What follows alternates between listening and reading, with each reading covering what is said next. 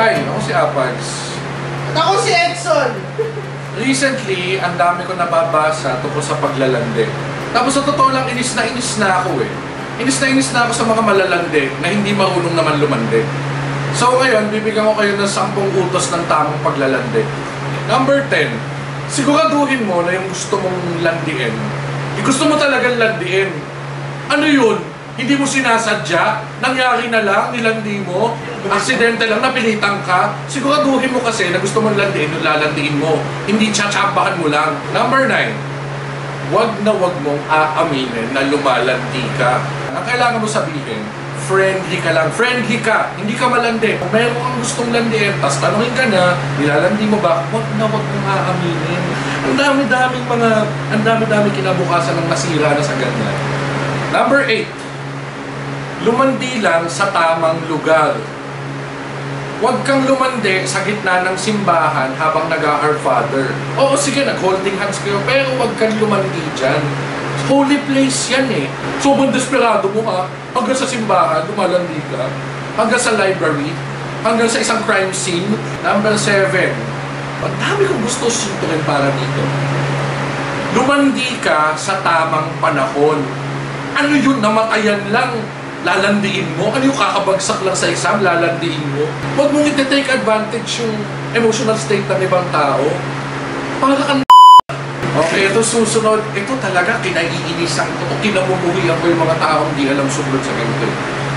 Huwag kang lumandi kung taken ka o kung taken siya. Alam niyo mga tao, ang hilig nyo sa ganyan, alam nyo na ang mali, gagawin nyo pa rin. Bawal umihi dito, dyan ako iihi. Huwag magtapon ng basura, dyan ako magtatapon. No loitering, dyan ako maglo-loitering.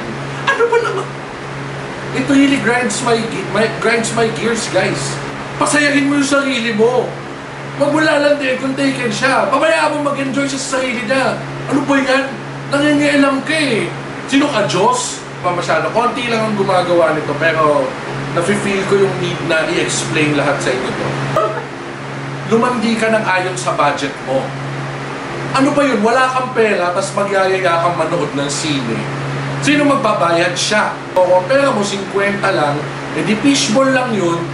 Ngayon, kung tumataginting na ang dami mong pera, sige, mag-hotel kayo, manood kayo ng sine, mag-trip kayo sa Boracay, mag-Europe kayo, wala kang pakialam. Hindi ka pwedeng maglanday ng hindi mo kinoconsider yung budget mo.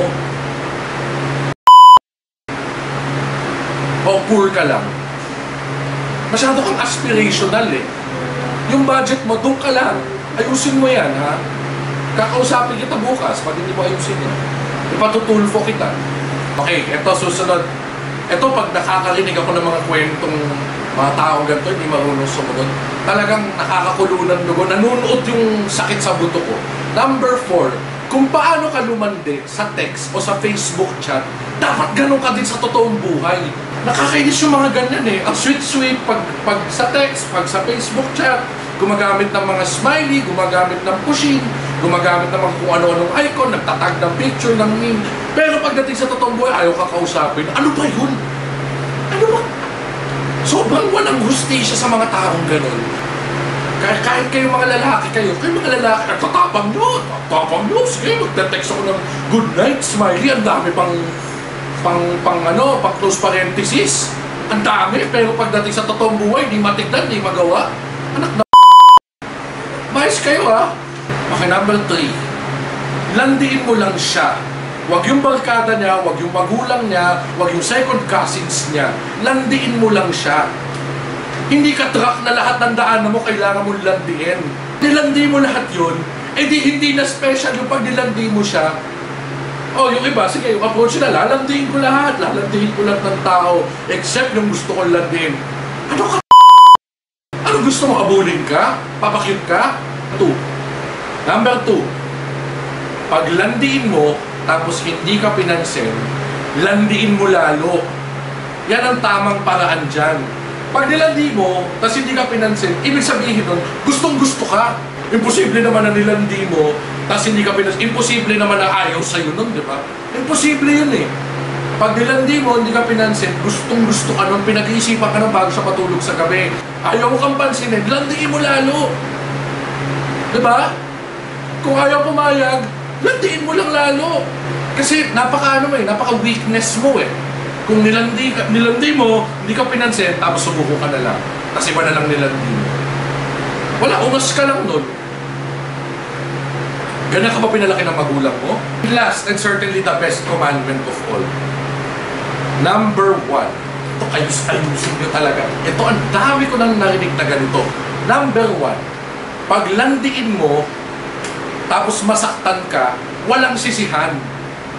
Okay, ano yan, nilandi mo, hindi ka gusto, naging awkward kayo, tapos sisisihin mo yung nilandi mo, tapos sisisihin mo yung ibang tao, sisisihin mo yung mga friends mo na hindi ka pinigilan, pinabayaan ka lumandi, nasaktan ka, tapos nanisi ka pa, nandamay ka pa. Kung ayusin mo kaya yung sarili mo. So yun ang 10 utos ng paglalandi. Tandaan nyo yan. Kasi ako, sa totoo lang, sawang-sawa na akong marinig lahat ng pagko-complain, pag-i-emote, pag-whatever ng mga tao tungkol sa paglalandi. This is the advice na para ma-encompass lang lahat ng aspekto ng paglalandi. Kaya tigilan nyo na ako.